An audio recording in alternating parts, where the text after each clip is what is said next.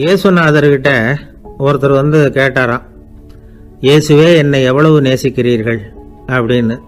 அவர் தன்னுடைய இரு கைகளையும் அகல விரித்து இவ்வளவு என்று சொல்லி சிலுவையில் உயிர் நீத்தார் அப்படின்னு சொல்லுவாங்க. அதாவது அந்த நேசிப்புக்கு எல்லை கிடையாது, அதே போல மன்னிப்புக்கும் எல்லை கிடையாது. இது இயேசுநாதர் சொல்லி கொடுத்த ஒரு பாடம்.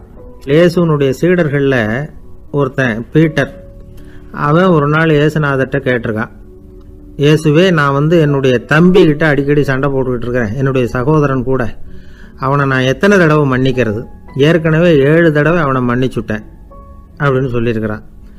அப்போ இயேசு சொன்னாராம், மன்னிக்கிறதுக்கு எத்தனை தடவைங்கிற கணக்கெல்லாம் கிடையாது. எத்தனை தடவை உன்னுடைய சகோதரன் உன்னை கோபப்படுத்துகிறானோ அத்தனை தடவை நீ மன்னிக்கிறதுக்கும் தயாராக இருக்கணும், அதுதான் அப்படின்னு சொன்னாராம். அப்போ இவனுக்கு ஒன்றும் புரியல, இது என்ன அவன் தப்பு பண்ணிக்கிட்டே இருப்பான், நாம் மன்னிச்சுக்கிட்டே இருக்கிறதா அப்படிங்கிறது மாதிரி குழப்பமாக இருந்திருக்கிறான். அப்போது இயேசுநாதர் தன்னுடைய சீடன் பீட்டர்கிட்ட ஒரு கதை சொன்னாராம். அந்த கதை இன்றைக்கு நாம் வந்து எல்லாரும் சிந்தித்து பார்க்க வேண்டிய ஒரு கதை. அதாவது மன்னிப்பை விரும்புகிறவர்கள் மன்னிக்கவும் தயாராக இருக்க வேண்டும் அப்படிங்கிறது தான் அந்த கதையினுடைய தத்துவம். அந்த இயேசுநாதர் சொன்ன கதை என்னன்னா, ஒரு மன்னர் இருந்தார். அவர் ஒரு நாள் அரண்மனையில் உட்காந்து கணக்கு வழக்குகள்லாம் பார்த்துக்கிட்டு இருந்தார். நம்ம அரண்மனையிலேருந்து யார் யார் அரசாங்க கடன் வாங்கியிருக்கிறாங்க, யார் யார் திருப்பி செலுத்தி இருக்கிறாங்க அப்படிங்கிற விவரத்தையெல்லாம் பார்த்துக்கிட்டு இருந்தார். அப்போ தான் புரிஞ்சுது, அந்த அரண்மனையில் வேலை செய்கிற ஒருத்தனே அரசாங்க கடன் ஒரு வாங்கியிருக்கிறான். எவ்வளவு? 10,000 பொற்காசுகள் வாங்கியிருக்கான் கடன். இந்த 10,000 பொற்காசுகளை திருப்பி செலுத்தலை அரசாங்கத்துக்கு. இது மன்னர் கவனத்துக்கு வந்தது. உடனே நம்ம அரண்மனையில் இருக்கிறவனே அரசு கடன் வாங்கி திருப்பி செலுத்தாமல் இருக்கான், அவனை கூப்பிட்டு வாங்கன்னு சொல்லி கூப்பிட்டுட்டு வந்தாங்களாம். விசாரிச்சிருக்கிறாங்க, என்னப்பா நீ எவ்வளோ ஒன்று? ஆமாங்க 10,000 பொற்காசுகள் வாங்கியிருக்கிறேன், இன்னும் திருப்பி கட்டலைன்றிருக்கான்.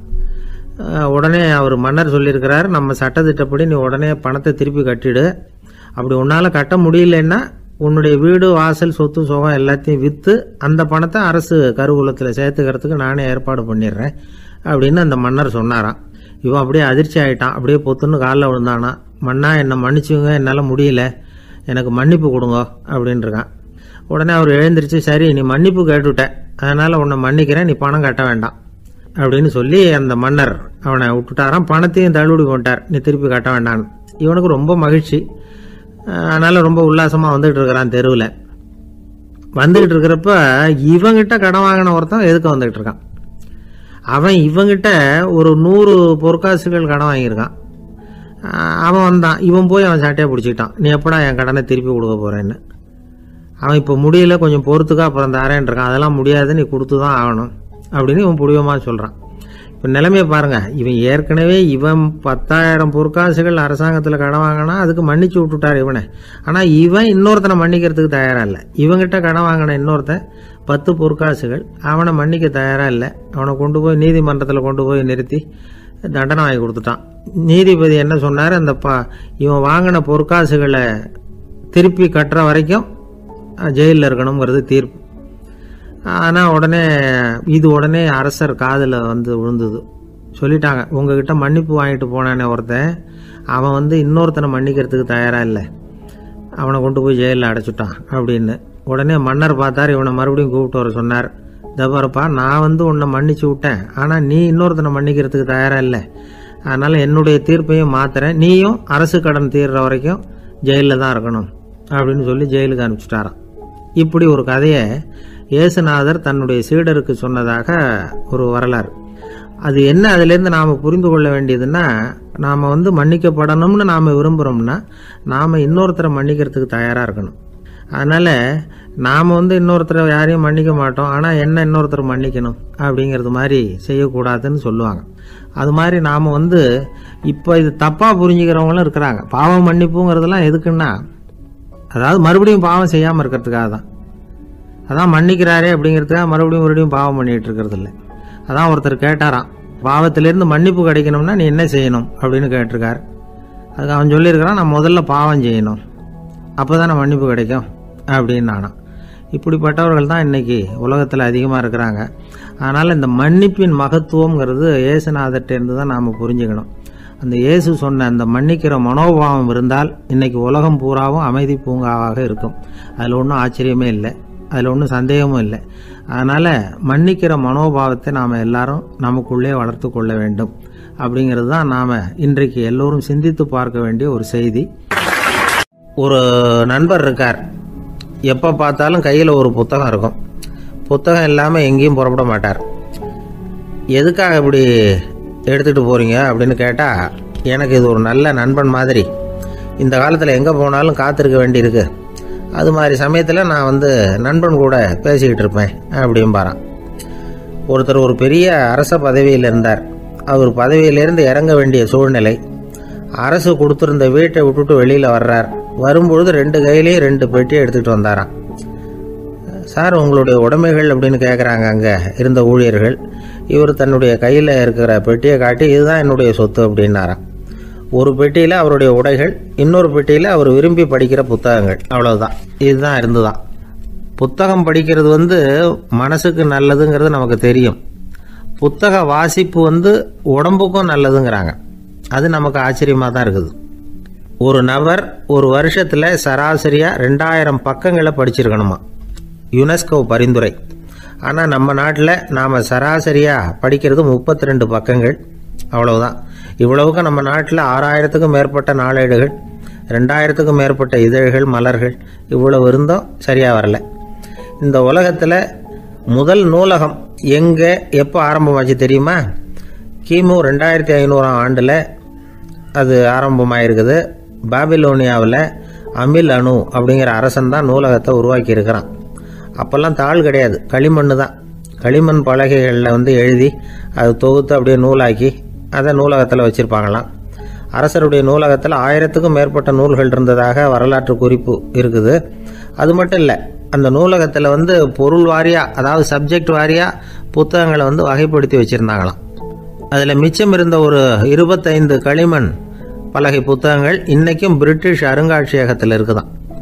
அச்சு தாள் இதெல்லாம் ஏற்பட்டதுக்கு அப்புறம் அமைக்கப்பட்டது தான் பிரான்சில் இருக்கக்கூடிய பாரிஸ் நூலகம்.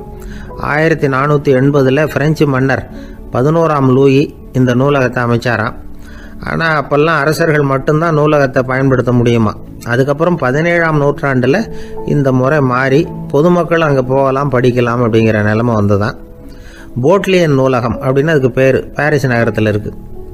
அங்கே தான் நூல்களின் பட்டியல் தயாரிப்பு பணி ஆரம்பமாச்சு. கல்வி வளர்ச்சியையும் நூலகத்தையும் இணைச்சவர் நெப்போலியன் போனபார்ட். முன்பணம் செலுத்தி புத்தகத்தை படிக்கிற முறையையும் அவர் தான் கொண்டுட்டு வந்தாராம். மக்கள்கிட்ட வசூலிக்கிற வரியின் ஒரு பகுதியை நூலகத்துக்கு பயன்படுத்தினவரும் அவர் தானா. நெப்போலியன் நூலகத்தில் உலகத்தில் உள்ள எல்லா மொழி நூல்களும் இருக்குதான். அங்கே ஒரு தமிழ் நூலும் இருந்திருக்குது. அது என்னென்னா கம்பராமாயணம். சோவியத் யூனியனுக்கு படையெடுத்து போனப்போ அங்கேருந்து லட்சக்கணக்கான புத்தகங்களை இந்த பனிச்சறுக்கு வாகனங்கள் இருக்குல்ல, அதில் கொண்டுகிட்டு வந்ததாக வரலாறு. அடுத்தபடியாக குறிப்பிட்டு சொல்லத்தக்க நூலகம் எதுன்னா பிரிட்டிஷ் நூலகம். மிக பழைய கையெழுத்து பிரதியெல்லாம் கூட அங்கே இருக்குது. 1753 ஆரம்பமாச்சு. அதில் உள்ள நூல்களை வரிசையாக அடுக்கினா 180 கிலோமீட்டர் நீளத்துக்கு வருமா.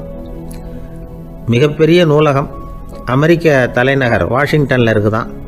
இந்தியாவை பொறுத்த வரைக்கும் பெரிய பழைய நூலகம் எதுன்னா கல்கத்தா நூலகம். எல்லா இந்திய மொழி நூல்களும் இங்கே உண்டு. மகாகவி பாரதியார் நடத்தின இந்தியாங்கிற இதழின் எல்லா பிரதிகளும் அங்கே பாதுகாப்பாக இருக்குது. படிக்கும் பழக்கம் இங்கே வளர வேண்டியிருக்குது. ஒருத்தர்கிட்ட ஒரு புஸ்தகத்தை கொடுத்து விமர்சனம் எழுத சொல்லியிருந்தாங்க. கொஞ்ச நாள் கழித்து அவரை போய் பார்த்து, என்னங்க புஸ்தகத்தை படித்து பார்த்தீங்களா அப்படின்னு கேட்டாங்களாம். இதுக்கு அவர் சொல்லியிருக்கிறார், இன்னும் நான் படித்து பார்க்கலிங்க, இப்போ தானே விமர்சனமே எழுதி முடிச்சிருக்கிறேன், இனிமே தான் படிக்கணும் அப்படின்னாராம். என்ன சார், உங்கள் பையன் என்ன செஞ்சுக்கிட்டு இருக்கிறான் இப்போ அப்படின்னு கேட்டார் ஒருத்தர். அடிக்கடி கண்ணாடி முன்னாடி நின்று அழகு பார்த்துக்கிட்டு இருக்கிறான் சார் அப்படின்னாரு அப்பா. இளம் பருவம் இப்படி தான் இருக்கும், அதையெல்லாம் சாதாரணமாக நினச்சிடாதீங்க அப்படின்னாரு அவர். என்ன சார் சொல்கிறீங்க, கண்ணாடி முன்னாடி நின்றுக்கிட்டு நேரத்தை வீணாக்கிக்கிட்டு இருக்கான், அதை ஒரு பெரிய விஷயமா நான் நினைக்கணுமா அப்படின்னாரு இவர். இளம் பருவத்தில் இளைஞர்களுக்கும் சின்ன பொண்ணுங்களுக்கும் அடிக்கடி கண்ணாடியில் பார்க்கணும்னு தோணும். அது வெறுமனே அழகு பார்க்கறது மட்டும் இல்லை, அவங்க தங்களையே தேடி கண்டுபிடிக்கிற ஒரு முயற்சி அது. இது ஒரு மனோதத்துவ விளைவு. இது வரைக்கும் சின்ன பிள்ளையா இருந்துட்டோம், இனிமேல் நாமளும் மற்றவங்க மாதிரி மனிதர்கள் தான் அப்படிங்கிற உணர்வு அவங்களுக்கு வருது. தங்களோட முகம் எப்படி இருக்குது, அழகு எப்படி இருக்குது, உடம்பு நேரம் எப்படி இருக்குது, முடி எப்படி இருக்குது அப்படிங்கிறதையெல்லாம் கண்டுபிடிக்கிறாங்க. அதுக்கப்புறம் இன்னொரு ஆணோ பொண்ணோ தன்னை கவனிக்கணும் அப்படின்னு நினைக்கிறாங்க. இதெல்லாம் மனோதத்துவ உண்மைகள், இதெல்லாம் இயற்கை. இதை பார்த்துட்டு பெற்றவங்க பிள்ளைங்க கெட்டு போட்டாங்க அப்படின்னு நினைக்கக்கூடாது, அவங்கள திட்டிகிட்டே இருக்கக்கூடாது. இன்றைக்கி பல குடும்பங்களில் இதுதான் நடந்துக்கிட்டு இருக்குது.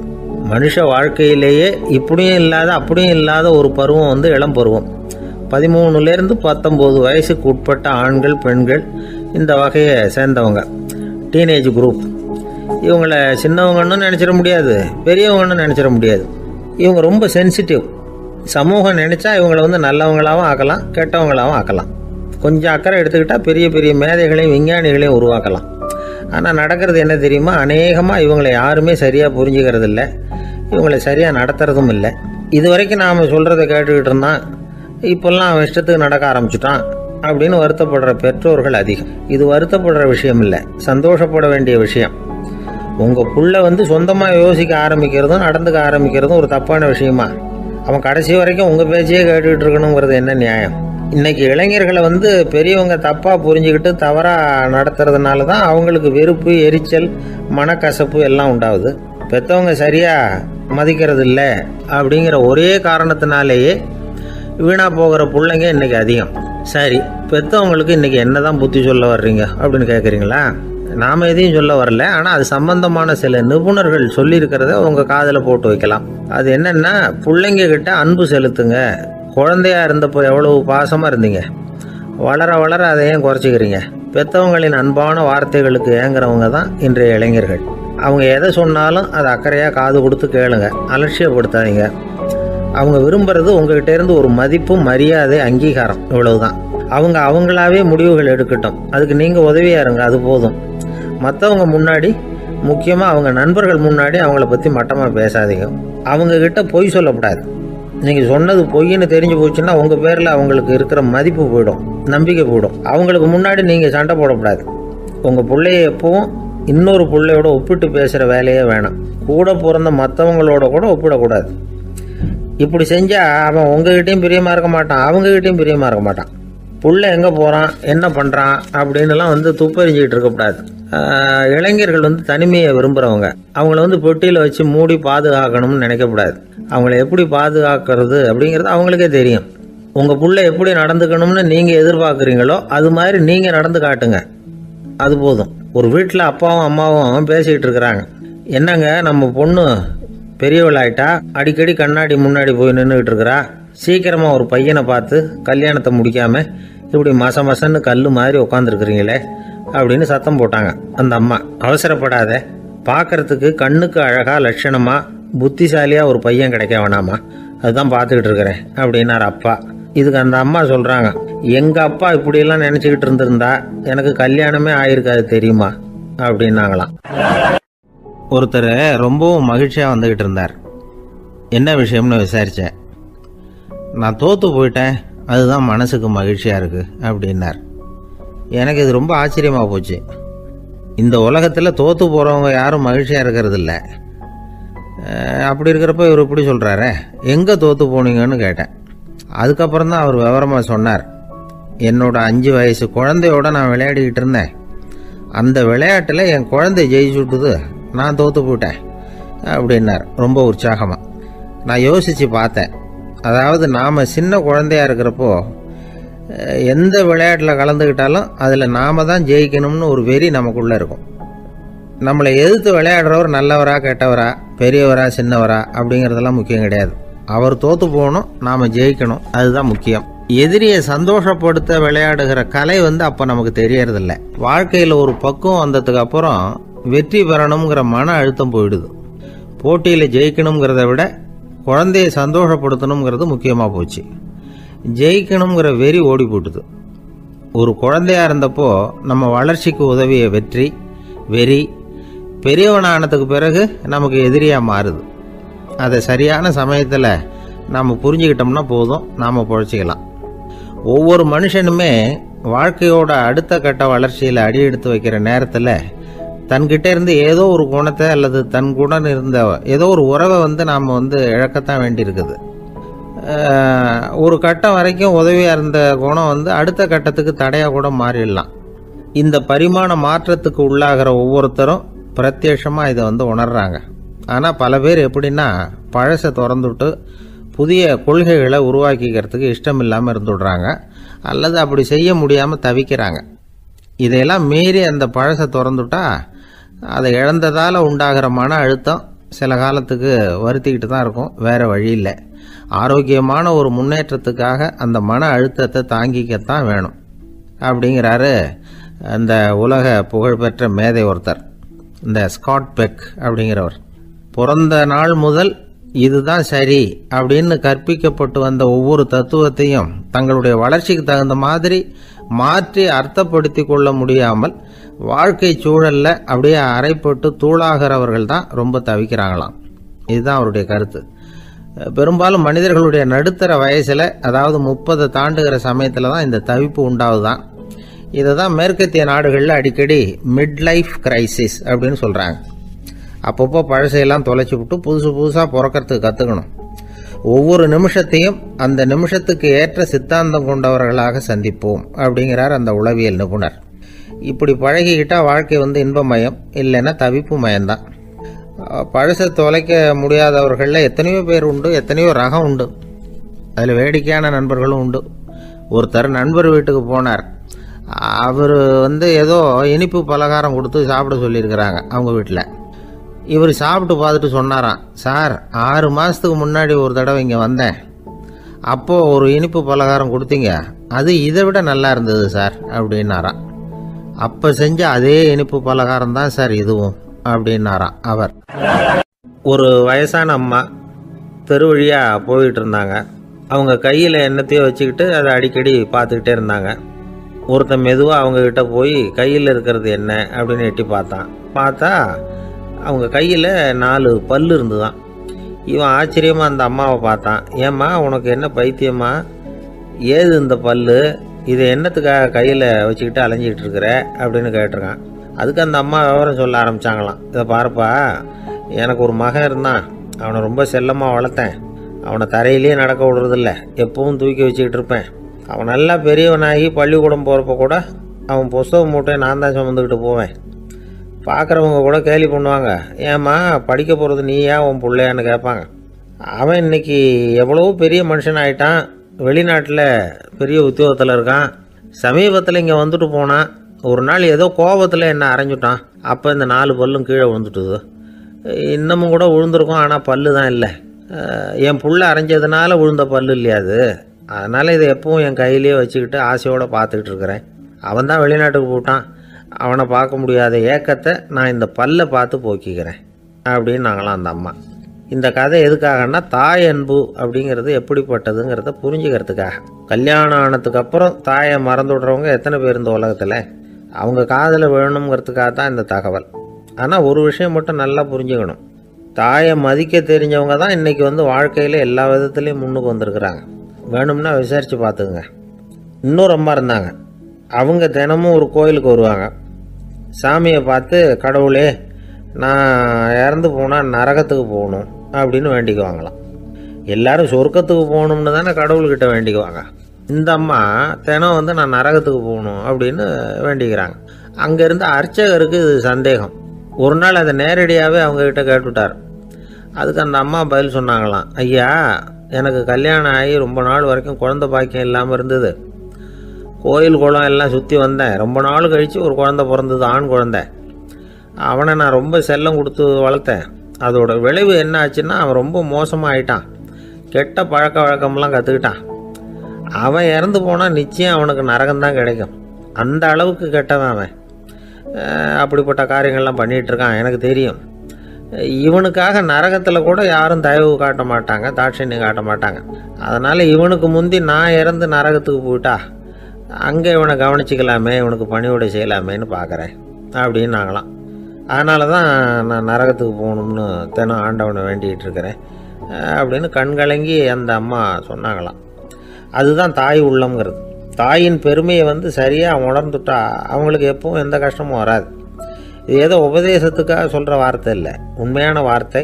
இந்த விவரத்தையெல்லாம் நண்பர் ஒருத்தர்கிட்ட சொல்லிக்கிட்டு இருந்தேன். அவர் கொஞ்ச நாள் கழித்து என்னை தேடி வந்தார். அவர் கையிலேயும் 4 பல்லு வச்சுருந்தார். என்னங்க ஆச்சு, ஏதுங்க அந்த பல்லு அப்படின்னு விசாரித்தோம். உங்கள் உபதேசத்தை கேட்டுவிட்டு இந்த உலகத்தில் எல்லாரையும் தாயாக நினைக்க ஆரம்பிச்சிட்டேன். ஒரு அம்மாவை கடத்தரில் பார்த்து தாயேன்னு கூப்பிட்டேன். அவங்க உடனே பலார்னு என்னை அரைஞ்சிட்டாங்க. பல்லு விழுந்துட்டுது. அதை தான் பொறுக்கி எடுத்துக்கிட்டு நேராக உங்களை தேடி வந்துக்கிட்டு இருக்கிறேன்னார். தாயேன்னு தானே கூப்பிட்டீங்க, அதுக்கு ஏன் அரைஞ்சாங்க அப்படின்னு கேட்டோம். நான் தாயேன்னு கூப்பிட்டது அவங்க காதில் நாயேன்னு விழுந்துட்டு தான், அதுதான் இப்படி ஆயிட்டுது அப்படின்னார். ஐயா, என்னுடைய நூல் வெளியீட்டு விழாவுக்கு அவசியம் நீங்கள் வரணும் அப்படின்னு கூப்பிட்டார் ஒருத்தர். எப்போ வரணும்னு கேட்டேன். அடுத்த வாரம்னார். சரி, புத்தகம் தயாராகிட்டுதா அப்படின்னு. நாளைக்கு தான் அச்சிக்க கொடுக்க போகிறேன்னார். என்னங்க இது, புத்தகம் அச்சிடுறதுக்கு முன்னாடியே அழைப்புதழை வந்து அச்சடிச்சு விட்டீங்களே அப்படின்னு கேட்டேன். அதனால் என்னங்க, அந்த காலம் மாதிரி அப்போல்லாம் அச்சுக்கலை வந்து எவ்வளவோ முன்னேறியாச்சுங்க. Linotype, monotype, phototype, laser, இப்படி என்னென்னமோ வந்தாச்சு. இன்றைக்கி கொடுத்தா நாளைக்கே புத்தகம் தயார் அப்படின்னார். இப்படி இந்த அளவுக்கு முன்னேறி இருக்கிற இந்த அச்சுக்கலை ஆரம்பத்தில் எப்படி இருந்தது தெரியுமா? அந்த காலத்தில் காகிதம்னா என்னென்னே தெரியாது. அப்படி ஒன்று கண்டுபிடிக்கப்படவே இல்லை. அப்போல்லாம் எதையாவது ஒன்று எழுதணும்னா அதுக்கு ஆட்டு தோலை தான் பயன்படுத்தி இருக்கிறாங்க. கண்ணுக்குட்டி தோல் கூட அதுக்கு உபயோகப்பட்டு தான். ஐரோப்பாவில் இருந்த பாதிரியார்கள் தோலில் எழுதப்பட்ட புத்தகத்தை தயாரிக்கிறதுல ரொம்ப கெட்டிக்காரங்களாம். எகிப்து, அப்புறம் மத்திய தரைக்கடல் ஓரத்தில் உள்ள நாடுகள், இங்கெல்லாம் தோல் தான் எழுதுபொருளாக பயன்பட்டு வந்திருக்குது. ஆனால் நம்ம நாட்டில் ஓலைச்சுவடிகளை எழுத்துக்கு பயன்படுத்தி இருக்கிறாங்க. எழுதுறதுக்கு தோலை பயன்படுத்தினவங்க பிறகு பேப்பரைஸ் அப்படிங்கிற கோரை புல்லை வந்து அதுக்கு பயன்படுத்தினாங்களாம். இதெல்லாம் அப்படி கொஞ்சம் கொஞ்சமாக கண்டுபிடிச்சிட்டு வந்திருக்கிறாங்க. அந்த புல்லை வந்து கச்சிதமாக நறுக்க வேண்டியது, நல்லா பதப்படுத்த வேண்டியது, அதுக்கப்புறம் அதில் எழுத வேண்டியது, அவ்வளவுதான். பேப்பருங்கிற சொல்லே இந்த பேப்பைரஸ் அப்படிங்கிறதுலேருந்து வந்தது தான். அதுக்கப்புறம் தான் காகிதம் வந்தது. இதை முதல்ல சீன நாட்டில் தான் கண்டுபிடிச்சாங்க. அது வந்த பிறகு அச்சு எந்திரம் கண்டுபிடிக்க வேண்டிய அவசியம் ஏற்பட்டது. அதை கண்டுபிடிச்சவர் ஜெர்மானிய அறிவியல் அறிஞர் ஜான் கூட்டன்பர்க். அச்சு கலைக்கு அடித்தளம் அமைச்சவர் அவர் தான். ஜெர்மனியில் மெயின்ஸ் அப்படிங்கிற ஊரில் 1399 பிறந்தார். அவரோட மாமன் ஒருத்தர் உலோக வேலையில் வல்லவர். அவர்கிட்ட அந்த வேலையை கற்றுக்கிட்டார். அதோட வைர கற்களை வந்து பட்டை தீட்டுறதுலையும் ரொம்ப தேர்ச்சி பெற்றிருந்தார். இளம் வயசுலேயே சும்மா இருக்க மாட்டாராம். எதை செஞ்சாலும் அதை திறமையாக செய்வாராம். அவர் தான் முதல்ல மர அச்சு எழுத்துக்களை உருவாக்கினார். அது மேலே மை தடவி பிரதிகள் எடுத்தார். அதுக்கப்புறம் உலோக எழுத்துக்கள், முதல்ல காரியம், அப்புறம் இரும்பு, அப்புறம் கலப்பு உலோகம், பிறகு அச்சடிக்கிறதுக்கு எந்திரம் ஒன்றையும் உருவாக்கினார். முதல்ல பைபிள் அச்சடித்தார். 1468 அவர் இறந்து போனார். 16ஆம் நூற்றாண்டில் மேலை நாடுகளிலிருந்து மர எழுத்துக்களை கொண்டுகிட்டு வந்து தமிழ்நாட்டில் கிறிஸ்தவ நூல்களை அச்சிட்டாங்க. அப்போல்லாம் வந்து அச்சகங்கள் வந்து போதிய அளவுக்கு இங்கே இல்லை. அதுக்கு என்ன காரணம்னா, இந்தியர்கள் வந்து அச்சகங்களை நடத்தக்கூடாது அப்படின்னு சட்டம். 1835 வரைக்கும் அந்த சட்டம் வந்து நடைமுறையில் இருந்தது. இந்த நிலைமையில் அங்கேயும் இங்கேயுமா 1-2 அச்சகங்கள் ஆரம்பமாச்சு. 1713 தரங்கம்பாடியில் லூத்தரன் மிஷன் அச்சகம், அதே ஆண்டில் சென்னையில் SPCK அச்சகம். இது ரெண்டும் தான் இந்தியாவில் முதல்ல தொடங்கப்பட்ட அச்சகங்கள். ஆட்டுத்தோல்லையும் ஓலைச்சுவடியிலையும் எழுதப்பட்ட எழுத்துக்கள் இன்னைக்கு எங்கேயோ போயிட்டுது. ஆனால் நம்ம ஊரில் எழுத்தாளர்கள் நிலைமை தான் ஒன்றும் சொல்லிக்கிறது மாதிரி இல்லை.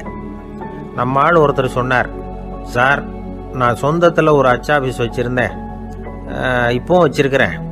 அதனால் என்னுடைய படைப்புகளை புத்தகமாக வெளியிடுறதுல எனக்கு ஒன்றும் கஷ்டம் இல்லை. வருஷத்துக்கு ஒரு புத்தகம் எழுதி வெளியிட்டுருவேன்.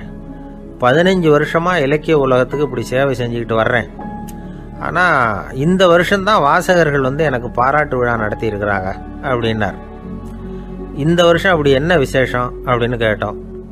இந்த வருஷம்தான் நான் எந்த புத்தகம் எழுதி வெளியிடாமல் இருந்தேன், அதுக்காகத்தான் எனக்கு இந்த பாராட்டு விழா அப்படின்னார். ஒரு ஆஃபீஸில் வேலை பார்க்குற ஒருத்தர் ஏதோ தப்பு பண்ணிவிட்டார். உடனே மேல் அதிகாரி அவரை கூப்பிட்டு அனுப்புனார். நீ செஞ்சது தப்புன்னார் கோபமாக. இது ஒரு ரகம். சில அதிகாரிகள் இப்படி நீங்கள் செஞ்சது தப்புன்னு சொல்கிறதில்ல, நீங்கள் செஞ்சது சரி அப்படின்னு சொல்கிறதில்ல. எப்படி சொல்லுவாங்கன்னா, நீங்கள் செஞ்சது சரியில்லைன்னு நான் நினைக்கிறேன் அப்படின்னு சொல்லுவாங்களாம். அதாவது சில பேர் நீங்கள் செஞ்சது தப்புங்கிறாங்க, அதையே மாற்றி சொல்கிறாரு இவர், நீங்கள் செஞ்சது சரியில்லைன்னு நினைக்கிறேன். இது ரெண்டும் அர்த்தம் ஒன்று தான், இருந்தாலும் வார்த்தைகள் வித்தியாசம். நிர்வாக திறமை இல்லாத ஒரு அதிகாரி யூ ஆர் ராங் அப்படின்னு சொல்லுவாராம். நிர்வாக திறமை உள்ள அதிகாரியாக இருந்தால் அதையே கொஞ்சம் மாற்றி I think you are not correct அப்படிம்பாரான். இதுதான் வித்தியாசம். இருந்தாலும் வார்த்தைகளை உபயோகப்படுத்துகிற விதத்தை வச்சு தான் வேலை நல்லா நடக்கிறதும் நடக்காததும் இருக்குது. விவரம் தெரிஞ்சவங்க என்ன சொல்கிறாங்க தெரியுமா? Be a leader not a boss அப்படிங்கிறாங்க. ஒரு லீடராக பாஸாக இருக்காதே அப்படிங்கிறாங்க. சரி, அப்படின்னா லீடருக்கும் பாஸுக்கும் வித்தியாசம் உண்டா அப்படின்னு கேட்டால் இருக்குன்னு சொல்கிறாங்க. லீடருங்கிறவர் வேறு, பாஸுங்கிறவர் வேறு. ஒரு லீடர் எப்படி நடந்துக்குவார், ஒரு பாஸ் எப்படி நடந்துக்குவார், இதை முதல்ல நாம் தெரிஞ்சுக்கணும். அவங்க எப்படி நடந்துக்குவாங்க அப்படிங்கிறதுக்கு சில விவரங்கள் இருக்குது. அதை கேட்டோம்னா நாம் புரிஞ்சுக்கலாம் அதை. அதாவது பாஸுங்கிறவர் விரட்டிக்கிட்டே இருப்பார், லீடருங்கிறவர் ஊக்கப்படுத்திக்கிட்டே இருப்பார். நாளைக்கு சாயந்தரத்துக்குள்ளே அந்த வேலையை செஞ்சு முடிக்கலைன்னா தொலைச்சி விடுவோம் தொலைச்சி அப்படிம்பார் அவர். இவர் எப்படி சொல்லுவார்னா, இது வரைக்கும் நீங்கள் செஞ்சுருக்கிற வேலை ரொம்ப அற்புதம் அப்படிம்பார். பாஸுங்கிறவர் அதிகாரத்தை நம்பி செயல்படுறவர், லீடருங்கிறவர் நல்லெண்ணத்தை நம்பி செயல்படுறவர். நம்மக்கிட்ட அதிகாரம் இருக்குது, பவர் இருக்குது, அதனால் காரியத்தை சாதிச்சுடலாம் அப்படின்னு நினைக்கிறவர் அவர். மற்றவங்க கிட்ட ஒரு நல்ல அபிப்பிராயத்தை சம்பாதிச்சுக்கிட்டு அது மூலமாக காரியங்களை சாதிக்கிறவர் இவர். பாஸுங்கிறவர் பயத்தை உண்டு பண்ணுவார், லீடருங்கிறவர் அன்பை பரவ செய்வார். அது செய்யலைன்னா ஆடிட்டில் தகராறாயிடும், இது செய்யலைன்னா இன்க்ரிமெண்ட்டு கட் ஆகிடும், இப்படி ஏதாவது சொல்லி பயமுறுத்திக்கிட்டே இருப்பார் அவர். இவர் அப்படி இல்லை. உடம்பு இப்படி இருக்குது, வீட்டில் எல்லோரும் சௌக்கியமாக இருக்கிறாங்களா, ஆஃபீஸில் எல்லாம் வசதியாக இருக்குதா, நான் ஏதாவது உதவி செய்யணுமா அப்படின்னு அன்புக்கு முக்கியத்துவம் கொடுப்பார். பாஸுங்கிறவர் எதுக்கு எடுத்தாலும் நான் சொல்லிகிட்டு இருப்பார், லீடருங்கிறவர் நாமன்னு சொல்லிகிட்டு இருப்பார். பாஸுங்கிறவர் தப்புக்கு காரணம் யாருன்னு பார்ப்பார், லீடருங்கிறவர் தப்பு என்னன்னு பார்ப்பார். இதுதான் ரெண்டு பேருக்கு வித்தியாசம். The boss shows who is wrong, the leader shows what is wrong அப்படின்னு சொல்லுவாங்க. இந்த காரியம் எப்படி செய்யப்பட்டிருக்கு அப்படின்னு தெரிஞ்சுக்கிறவர் பாஸ். இந்த காரியத்தை எப்படி செய்யணும்னு செஞ்சு காட்டுறவர் லீடர். பாஸுங்கிறவர் பணியாளர்களை திட்டுவார், லீடர் மரியாதைக்குரியவராக நடத்துவார், அதுக்குரியவராக அவர் நடந்துக்குவார்.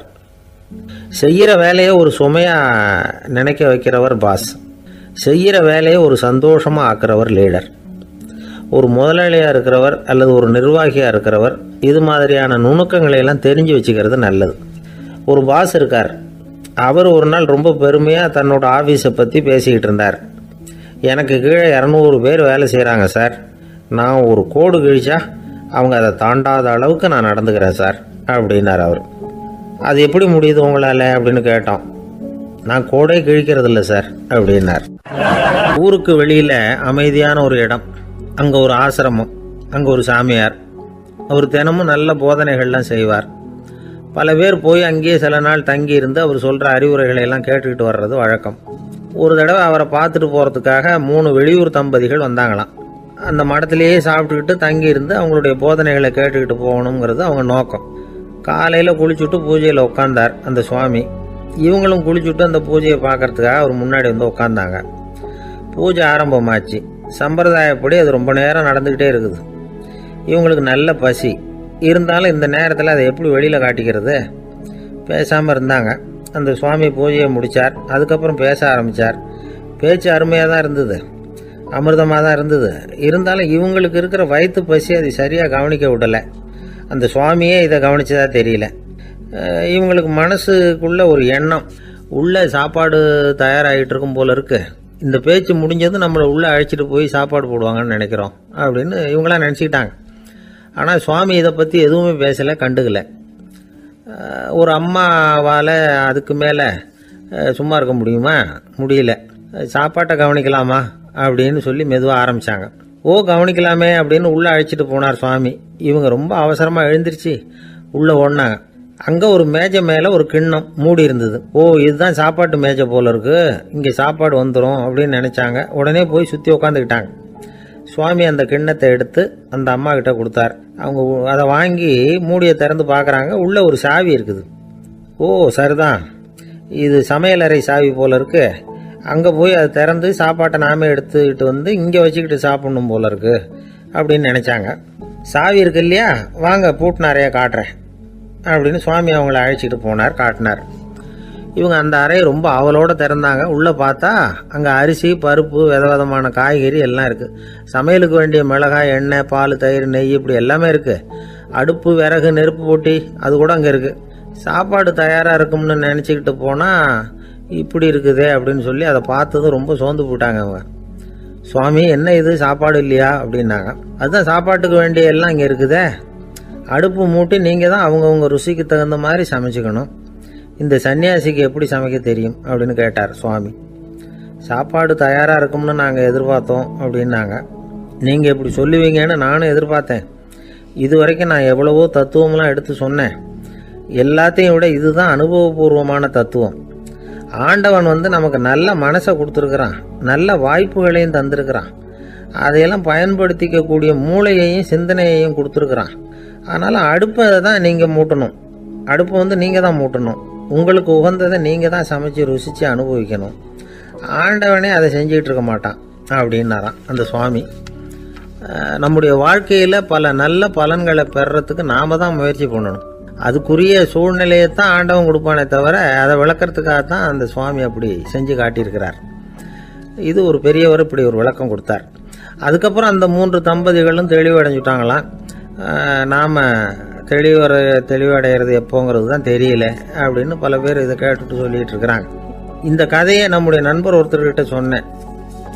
அந்த நண்பர் ரொம்ப சந்தோஷப்பட்டார். நீங்கள் சொல்கிறது கரெக்டு சார், ஆனால் நான் அதை விட ஒரு படி மேலே சார்.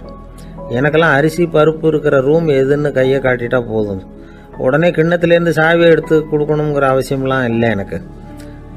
அப்புறம் எப்படி ரூமை திறந்துருவீங்க அப்படின்னு கேட்டேன். பூட்டை உடைச்சி திறந்துருவேன், அதுதான் எனக்கு பழக்கம் அப்படிங்கிறார்.